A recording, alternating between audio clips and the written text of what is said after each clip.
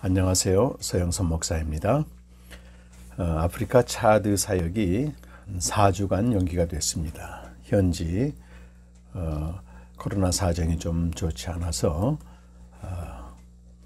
4주 연기됐고, 사역 대상도 당초 3군데 사기로 했는데 바일리 지역만 그곳에 있는 현지 목회자들과 현지 선교사들 대상으로, 또 성경학교를 대상으로 한 2주간 하는 걸로 좀 조정이 됐습니다. 그 사이에 저는 지난주에 제주에 내려와서 제주 생명 공동체 인도자인 강영욱 전도사 지금 말기암으로 투병 중인데, 그 곁에서 좀 예배도 드리고 또 권면도 하고 또 돌보는 그런 사역을, 그 일을 좀 하고 있습니다. 오늘 그 욥기 2장을 쭉 읽었는데, 욥은 그 최후의 시험으로 뼈와 살을 치는 시험을 받습니다. 하지만 끝까지 하나님께 신실해 입술로 하나님을 원망하지 않는 그런 말씀을 읽었습니다. 제가 며칠째 그 곁에서 살펴본 우리 강 전도사는 몸은 극도로 쇠약해졌지만 생명을 주신 주님을 전적으로 신뢰하고 있고, 하나님에 대한 주님이 하신다고 하는 온전한 믿음을 또 지키고 있습니다. 역시 또 생명의 공동체들이 또 연합해서 또 전사님을 섬기는 모습을 보고 공동체의 사랑과 또 실제적인 교제의 그 풍성함을 또 보게 됩니다.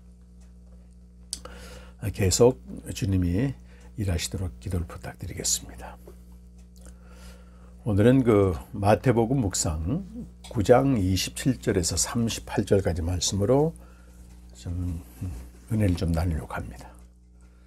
제목은 영적 소경이요 벙어리인 자 불쌍히 여김받아 생명의 말씀을 보고 듣다, 이렇게 잡았습니다.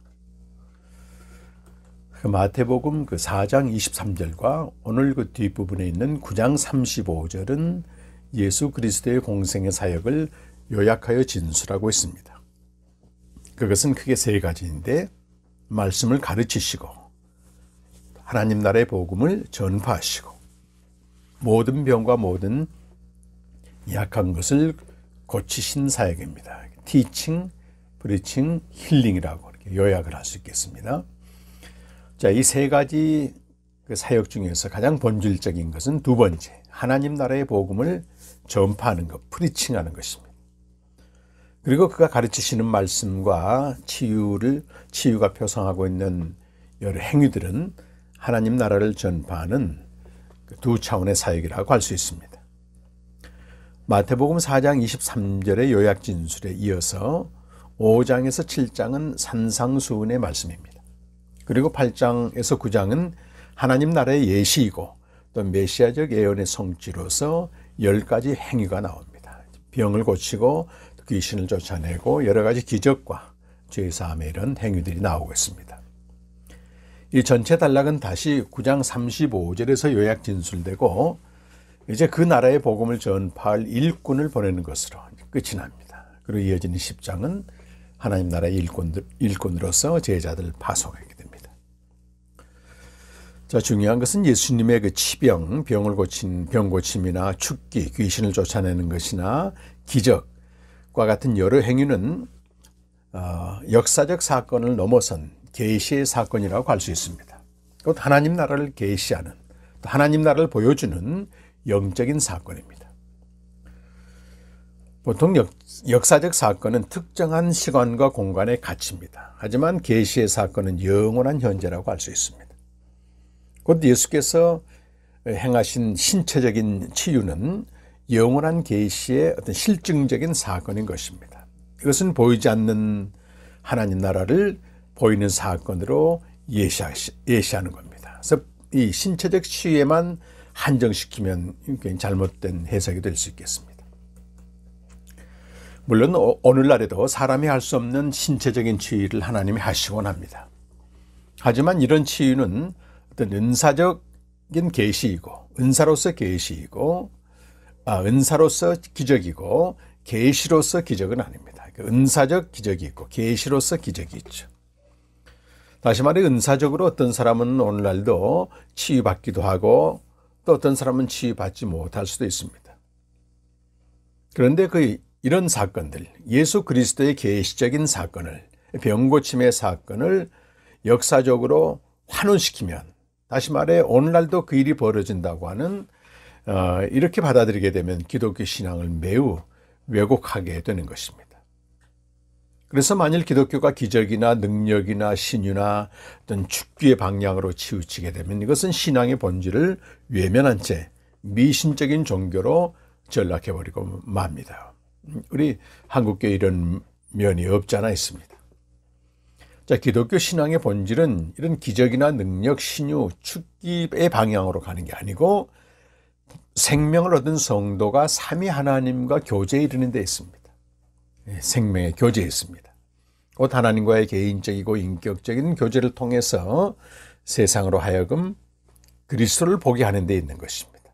그래서 요한복음 17장 22절에서는 예수 그리스도께서 이렇게 말씀하고 계십니다.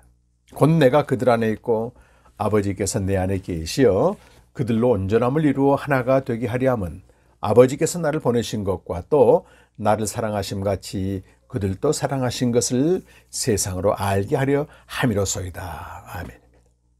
그러니까 우리가 생명 얻은 자가 아들 안에 거하고 아버지께서 또 그 아들 안에 거함으로 삼위 하나님과 연합되게 될 때 세상이 비로소 아들을 보내신 것과 아들을 사랑하신 것을 안다는 것입니다. 한편 구약에서 계시는 시간과 공간과 물질의 범주 안에서 나타났습니다. 시공물이라고 할 수 있죠. 타임, 스페이스, 머티리얼입니다. 그래서 구약시대의 부자는 실제로 재산이 많은 자였고 구약시대의 장수는 실제로 오래 사는 것이었습니다. 또 출애굽에서 가나안 땅으로 이동하는 것은 분명한 장소적인 이동이었습니다. 그런데 구약에 계시는 고린도후서 3장 14절 말씀 보게 되면 예수 그리스도를 통해서 완성됩니다. 곧 예수 그리스도를 믿음으로써 주신 이 생명은 영원한 생명인 것입니다. 영생은 그 자체로 인격성을 가지며 그리스도의 재림시의 영적인 몸으로 부활하게 됩니다. 그래서 이 그리스도인의 그 지상적인 삶은요, 여전히 죽을 몸에 영원한 생명을 지닌 자로 존재하게 됩니다. 그리고 이 죽을 몸이 언젠가 죽을 거 아니겠습니까? 그래서 죽을 몸이 죽는 것은 영적인 몸을 위한, 영적으로 부활할 몸을 위한 씨가 심겨지는 것입니다. 고린도전서 15장 42절에서 44절 말씀은 바로 그 부활에 대한, 부활의 신비에 대해서 말씀하고 있죠. 죽은 자의 부활도 그와 같으니 썩을 것으로 심고 썩지 아니할 것으로 다시 살며 욕된 것으로 심고 영광스러운 것으로 다시 살아나며 약한 것으로 심고 강한 것으로 다시 살아나며 육의 몸으로 심고 신령한 몸으로 다시 살아나느니 육의 몸이 있은즉 또 영의 몸도 있느니라. 아멘입니다. 자, 여기서 씨와 열매가 다른 겁니다. 우리가 수박 씨와 거기서 나오는 수박이라고 하는 열매가 전혀 다르지 않습니까? 그래서 우리의 죽을 몸은 씨와 똑같습니다. 그리고 다시 부활하는 몸은 그 씨에서 나오는 열매라고 할 수 있습니다. 그러므로 우리가 이 지상적인 몸은 씨가 되어서 죽는 거고 또 그 영적인 몸은 열매로 이렇게 나타나는 것이 되죠. 그리고 생명이 있는 자는 죽을 몸 안에 이미 영적인 몸을 담고 있습니다. 담지하고 있습니다. 따라서 그는 지상의 몸이 병들거나 죽거나 썩어도 영적인 몸의 씨는 죽지 않는다는 것입니다. 그리스도의 부활 시에 죽을 몸은 영적인 몸으로 열매가 맺어 새 하늘과 새 땅에서 영원히 살아가는 것입니다. 자, 예수께서는 신체적인 치유를 통해서 영원한 하나님 나라를 예시하셨습니다. 그의 치병과 죽기와 기적은 가시적인 사건, 즉 보이는 사건을 통해 보이지 않는 계시적인 사건을 드러내신 것입니다. 그러므로 육신의 눈으로 보는 것은 예수님의 그 치병을 육신의 눈으로 보는 것은 무의미하며 영존하는 진리도 아닙니다. 여기서 우리 중요한 진리가 있는데요. 예수께서 당시에 육체를 취하셨으니 오늘 우리도 치유한다고 하니 도식은 굉장히 맹목적이고 맹신이라는 것입니다.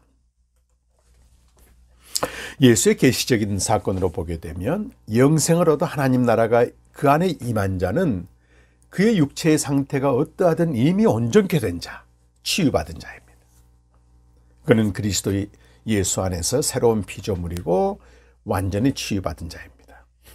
그에게 육체적 질병이나 또 장애나 어떤 고통은 그 안에 있는 생명에 어떠한 영향도 미치지 못합니다. 비록 병들고 쇠약한 몸이라도 영적인 몸의 씨, 그 안에 생명이 있어 영적인 몸의 씨를 담고 있기 때문에 그 몸은 매우 존귀하다는 겁니다. 존귀하게 이를 데 없습니다. 자, 마태복음 9장 27절에서 34절은 소경과 벙어리에 대한 치유 기적이 나옵니다. 예수께서 죽은 소녀를 살리시고 그것을 떠나셨어요. 그때 두 소경이 예수를 따라오면서 다윗의 자손이여 우리를 불쌍히 여기소서라고 소리 질렀습니다. 예수께서 집안에 들어가실 때 두 소경이 예수께 나왔습니다. 예수께서 그들에게 내가 능히 이 일을 할 줄 믿느냐라고 묻자 그들은 주여 그렇습니다 라고 대답했습니다. 자, 오늘 두 소경은요, 예수를 다윗의 자손으로 부릅니다. 이것은 예수가 메시아임을 고백하는 겁니다.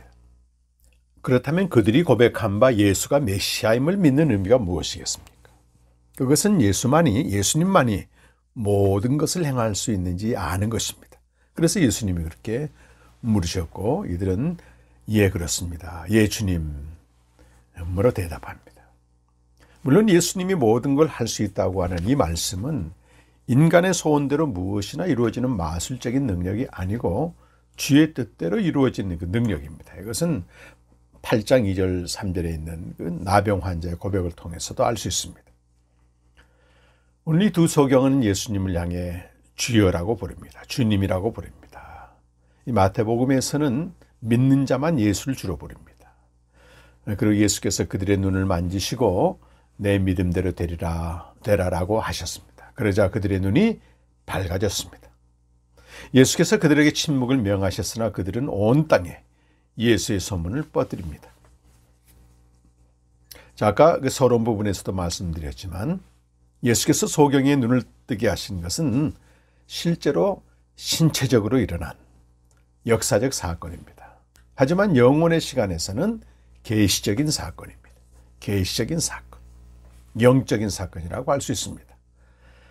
첫사람 아담은 하나님을 보는 눈이 매우 밝았습니다. 하나님을 보았고 하나님의 음성을 들었고 하나님과 교제했습니다. 하지만 범죄한 이후에 눈이 밝아져서 자신이 벗은 줄 알았습니다. 창세기 3장 7절에 보면 아담과 하와가 선악을 알게 한 나무를 먹자마자 나타난 현상이 그들의 눈이 밝아져 자신들의 벗은 줄 알았다고 되어 있습니다. 범죄한 이후에 눈이 밝아진 것은 그동안 하나님 안에 감추어져 있던 자의식이 드러난 것입니다. 그리고 이제 벌거벗은 존재의 수치를 감당하지 못해 무화과 잎으로 가리는 자가 되었습니다. 자, 아담 안에서 태어난 모든 사람은 자의식의 눈이 밝은 자가 되었습니다. 자의식의 눈뜬 자는 한마디로 하나님께 대해서 눈 감은 자, 영적인 소경이라고 할 수 있습니다. 요한복음 9장 40절 41절에 보시면 예수께서는 본다고 하는 이들 바리새인과 서기관들에게 너희가 보지 못하는 자다 소경이라고 하셨습니다. 그들은 하나님에 대한 지식, 또 율법에 대한 지식, 하나님의 뜻을 아는 지식을 다 가지고 있었습니다. 그런데 그들은 주님이 보실 때 보지 못하는 자, 영적인 소경이라고 하십니다. 오늘 이 두 소경의 실존은 아담 안에서 영적 소경된 모든 사람의 실존입니다. 이것이 바로 계시적인 사건이라는 겁니다. 아담 안에서 하나님을 떠난 인간은 스스로 하나님을 볼 수 없습니다. 영혼의 세계를 보지 못하고 위의 것을 보지 못하고 만물 위의 세계를 보지 못하고 특별히 창세전부터 현존하는 아버지와 아들을 보지 못합니다. 오직 육적인 눈으로 만물 안의 세계만 보는 자입니다. 그런데 오늘 예수님께서 이 두 맹인의 눈을 뜨게 해주셨어요. 오늘 말씀에 그들의 눈이 밝아진지라. 오직 아버지께로부터 오신 아들 예수만이 눈을 뜨게 합니다. 그로부터 보냄받은 또 사도가 전하는 복음이 눈을 뜨게 해요. 사도행전 26장 17절 18절에 보면 사도 바울은 복음을 전하여 눈을 뜨게 하는 사명으로 부름받습니다. 그가 자신의 다메섹 도상의 경험을 회상합니다. 이스라엘과 이방인들에게서 내가 너를 구원하여 그들에게 보내어 그 눈을 뜨게 하여 어둠에서 빛으로 사탄의 권세에서 하나님께로 돌아오게 하고, 이것이 바울이 복음 전도자로 부름받은 사명입니다. 자, 요한일서 1장 1절에 보시면 영적으로 눈뜬 자는 생명의 말씀을 보는 자입니다. 태초부터 있는 생명의 말씀에 관하여 너희가 보았고 들었고, 또 요한복음 3장 31절과 로마서 9장 5절에 보면 이 복음을 통해 만물 위의 세계를 보는 자입니다. 만물 위의 세계를 보는 자입니다. 또 요한복음 17장 23절에서는 창세전부터 현존하는 아버지와 아들 안에 거하는 자고, 또 17장 24절에서는 아버지가 아들에게 주신 영광을 보는 자예요. 요한복음 1장 14절에서는 그 영광은 아버지의 인자와 신실로 충만한 것을 말합니다. 그리고 요한복음 15장 11절에서는 하늘에 속한 기쁨, 아들 안에 있는 기쁨으로 충만해진 상태고, 로마서 8장 35절 39절에서는 그리스도 예수 안에 있는 하나님의 사랑이 만물 안에서 당하는 어떤 고통도 땅의 고통을 삼킨다고 말씀하고 있습니다. 자, 여러분, 인간의 비극은요, 본질적으로 영적 소경이 된 데 있습니다. 그래서 자의식으로 살아가는 데 있습니다. 그런데 더 비참한 일이 있는데요, 이미 믿는 자, 눈뜬 자가 마치 소경처럼 여전히 자의식으로 살아가는 데 있습니다. 하나님이 그 아들을 통해서 이루신 일은 우리가 믿든 안 믿든 기정사실입니다. 하나님의 기정사실이 진리입니다. 진리. 그런데 이 진리 앞에서 만약 자의식으로 반응하게 되면, 자의식이 눈을 뜨게 되면 영적 소경이 되어서 하나님이 이미 이루신 그 기정사실을 의심하게 된다는 것입니다. 이것이 바로 광야에서 예수님을 시험한 그 마귀의 역사입니다. 마귀가 그러지 않습니까? 내가 만일 하나님의 아들이면 이렇게 시험을 시작합니다. 이미 하나님의 아들인 것은 기정사실인데 거기에 대해서 의심하게 만드는 거죠. 그러므로 오늘날 나는 정말 구원받았는가? 내 죄는 다 용서받았는가? 내 안에 주님이 계신가? 그만 내 처지를 보면 정말 하나님이 나를 과연 사랑하시는가? 이런 질문들은요, 모두가 자의식에서 나오는 생각들입니다. 그런데 이 생각을 그대로 방치해버리면 결국은 불신의 늪에 빠져 허우적거리게 됩니다. 허우적거리게 됩니다. 이런 생각이 올라올 수 있습니다. 우리는 그때마다 믿음으로 하나님이 하신 기정사실을 받아들이는 게 중요합니다. 또 다른 한편으로 자의식이 발동하면 자기를 주장하고 자기 실현을 시도합니다. 이것은 적극적인 자의식의 활동이라고 할 수 있습니다. 또 스스로 어떤 도덕 기준이나 신앙의 표준을 정해놓고 거기에 미치지 못하는 것에 대해서 자책하고 한탄하게 되고 우울하게 되는 겁니다. 그래서 이 믿는 자에게 있어서는요, 자의식은 원수와도 같습니다. 원수와도 같아요. 자의식을 버리는 길은 오직 믿음이에요. 믿음. 하나님이 나같이 비참한 죄인에게 해놓으신 일을 그대로 믿는 믿음입니다. 하나님이 그 아들을 통해서 해놓으신 일을 믿음으로 받아들일 때 그 자의식의 배후에서 역사하는 사탄을 우리는 물리치게 되는 것입니다. 또 오늘 32절 34절은 귀신 들려 벙어리 된 자를 치유하시는 말씀입니다. 사람들이 귀신 들려 말 못하는 한 사람, 벙어리를 예수께 데려왔습니다. 귀신이 쫓겨가고 그 벙어리가 말을 하게 됩니다. 무리가 놀라서 말합니다. 이런 것은 이스라엘에서 처음 보는 일이다. 바리새인들은 또 예수님의 일을 가리켜 귀신의 역사라 비웃고 조롱하고 있습니다. 말 못하는 자, 옛날 번역은 벙어리라고 되어 있는데 이건 코보스라고 하는 헬라어인데요. 귀 먹고 말 못하는 자, 이게 정확한 번역입니다. 듣지 못하기 때문에 말하지 못하는, 겹쳐 있습니다. 그래서 오늘 이 벙어리, 귀 먹고 말 못하는 이 이를 고치신 사건, 역시 계시의 사건이라고 하는 겁니다. 예수께서 이 고쳐주신 이 신체적인 벙어리는요, 아담 안에서 영적인 벙어리로 살아가는 죄인을 표상하고 있습니다. 이 영적 벙어리의 특징은 하나님의 말씀을 알아듣지 못해, 영으로 깨닫지 못합니다. 또 하나님을 찬송하도록 지음받았으나 하나님을 찬송하지 못합니다. 그래서 우리는 언제나 이 계시적 사건에는요, 하나님과 사탄이 대립하고 있어요. 하나님을 떠난 인간은 하나님 아닌 것에 뭔가 사로잡혀 살아갑니다. 그가 바로 오늘 귀신 들려 말을 하지 못하는 자, 귀신 들려 벙어리가 된 자입니다. 에베소서 1장 4절 6절에서는 이 구원의 복음을 듣고 하나님의 아들이 된 자, 이들이 비로소 그 은혜의 영광을 찬송하게 된다라고 말씀하고 있습니다. 여기 바리새인들이 예수의 일을 귀신 일로 치부하는 것은요, 오늘날에도 그대로 볼 수 있습니다. 완악한 종교적인 인간은 사람들이 하나님 말씀을 듣고 하나님을 찬양한 것을 꺼려합니다. 이들의 완악함은요, 자기에게서만 들어야 되고 자기를 높이도록 만듭니다. 교회 안에서 볼 수 있는 몰지각한 종교 지도자는 한 영혼이 회복되어 하나님과 생명의 교제를 하는데 별 관심이 없습니다. 관심이 없을 정도가 아니고요, 그렇게 하나님과 교제하고 생명의 교제를 하며 살아가는 이들을 박해하고 심지어는 목회를 방해한다고 하는데 목회 방해꾼 취급을 합니다. 물론 그들은 성경을 가지고 그럴듯한 설교를 하며 영혼들을 미혹합니다. 그리고 영적인 소경이고 영적인 벙어리 된 자들은 그런 자들을 무분별하게 추종하고 심지어 추앙하기까지 하고 있습니다. 계속해 주어지는 말씀을 한번 보시죠. 35절에서 38절은 아까 말씀드린 대로 공생의 사역을 요약하고 있습니다.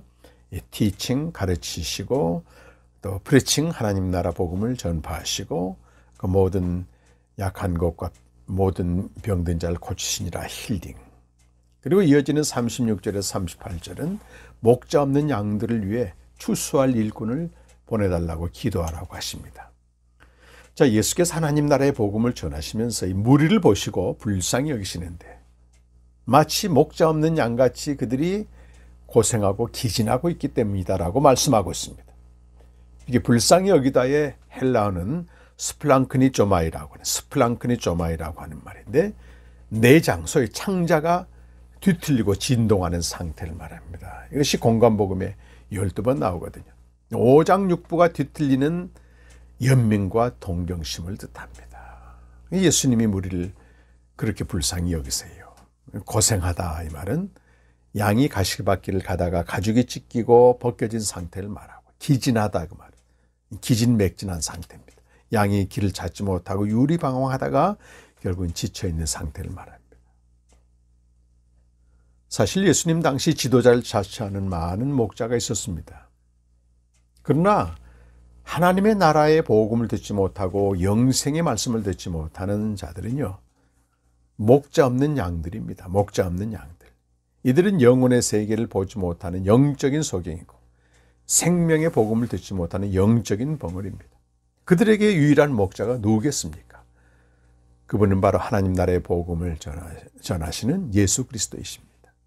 그래서 예수께서는 목자 없는 양 같은 무리를 보시고 그들을 단순히 위로한 게 아니고 가르치셨습니다. 하나님 나라 복음을 전하셨습니다. 이게 마가복음 6장 34절은 오늘 말씀과 그 병행군데요.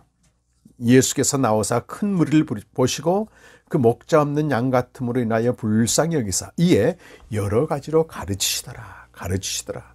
예, 진리를 듣지 못한 신자는요, 목자 없는 양입니다. 목자 없는 양. 그는 계속 방황하고 이리 찢기고 저리 찢기고 기진맥진한 상태에 있는 것입니다. 사실 오늘날 목사들이 넘쳐난다고 합니다. 신학생들도 매우 많습니다. 그래서 물론 그 자체를 두고 탓할 일은 아닙니다. 그러나 이 생명의 복음, 하나님 나라의 복음을 전하는 목사나 지도자는 매우 드뭅니다. 이 성도는 주님의 양이에요. 목회자의 양이 아닙니다. 그리고 주님의 양에게 필요한 것은 주님의 말씀이고 생명의 말씀이고 복음입니다. 이것을 듣지 못하는 자는 그가 설령 목사가 있고 지도자가 있어도 목자 없는 양입니다. 목자 없는 양. 그들은 가시밭길에 채여 영혼이 찢겨지고 벗겨지고 고통당하고요. 아버지 집을 찾지 못해 유리하고 방황하다가 기진맥진해 버립니다. 교회를 오래 다녀도 이 진리를 알지 못하면 목자 없는 양과 같은 처지에 들어갈 수밖에 없습니다. 이 말씀을 하시고 예수님께서는 추수할 것은 많으나 일꾼은 적다라고 말합니다. 여러분, 일꾼이 적다라는 말씀은요, 넘쳐나는 목사나 신학생, 지도자를 뜻하는 게 아닙니다. 생명의 복음을 전하고 예수님이 하신 대로 하나님 나라의 복음을 전하는 이들이 적다는 거예요. 이걸 드려야 될 자는 많은데 적다는 겁니다. 그러면 누가 추수할 일꾼이겠습니까? 오늘 38절에 예수님이 그러므로 너희는 추수하는 주인에게 일꾼들을 그의 추수밭으로 보내시라고 청하여라. 생명의 복음, 하나님 나라의 복음을 전하는 자는 먼저 하나님과 생명의 교제가 있는 자입니다. 그리고 하나님이 그 아들에게 주신 사명, 생명 전하는 사명을 그대로 전수받아 전하는 자입니다. 요한복음 6장 38절에 40절까지 예수님은 나는 보내신 이 일을 하러 왔다. 그 일은 아들 보고 믿는 자마다 영생을 얻는 것이다. 하나님의 아들은 생명을 전하러 오셨어요. 그리고 그가 보내신 사도는 이 생명의 약속의 근거에서 보냄받은 자입니다. 디모데후서 1장 1절 말씀이에요. 자, 오늘 제자들에게 추수할 일꾼을 보내달라고 기도하라는 것은 자기 자신을 돌아보라는 거예요. 신자든 불신자든 그들 안에 생명이 있기를 간절히 바라는 자를 말합니다. 그래서 생명을 전해야 할 자를 많이 보내달라고 간구하는 자, 그가 바로 추수할 일꾼에 합당한 자입니다. 오늘 말씀 앞에서 저 자신의 모습을 돌아보면 저도 오래도록 영적인 소경으로 살았습니다. 생명의 말씀에 무지한 채 절제히 자의식의 종이 되어서 신앙생활하고 목회를 하였습니다. 사람들이 나를 보는 눈, 내가 나를 보는 눈을 항상 의식하여 자의식에 눈뜬 것이 영적 소경임을 전혀 알지 못했습니다.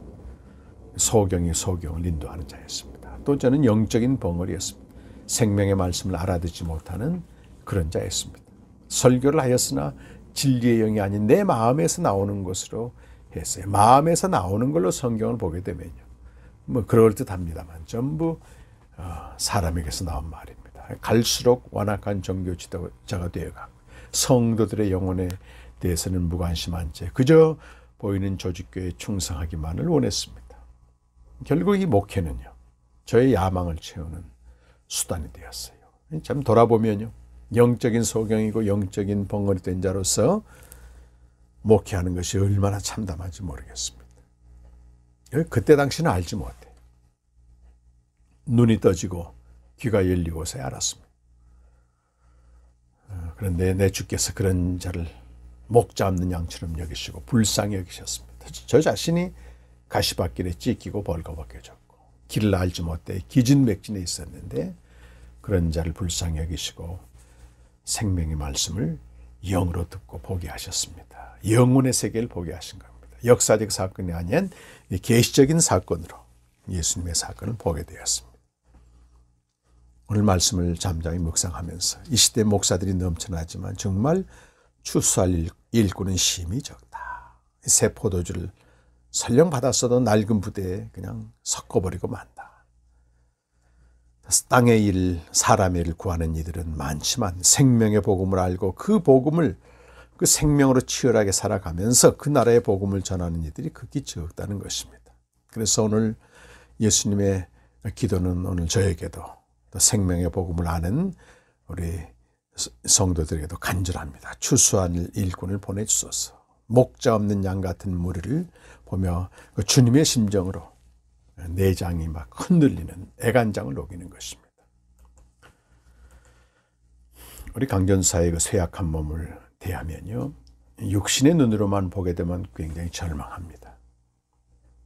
하지만 그 몸 안에 영적인 몸의 씨가 있으니 얼마나 귀한지 모르겠습니다. 무엇보다도 전사님이 주님과의 영적인 교제가 충만합니다. 그 증거가 말이죠. 지금은 글로는 생명의 교제를 못하지만 그 충만한 교제 속에서 나오는 한마디 한마디가 얼마나 강력한 메시지가 되는지 모르겠어요. 주님을 주님이 하시는 걸 전적으로 믿고 이 모든 상황을 견뎌내는 그 모습이 말이죠. 100마디에 웅변보다 더 감동을 주게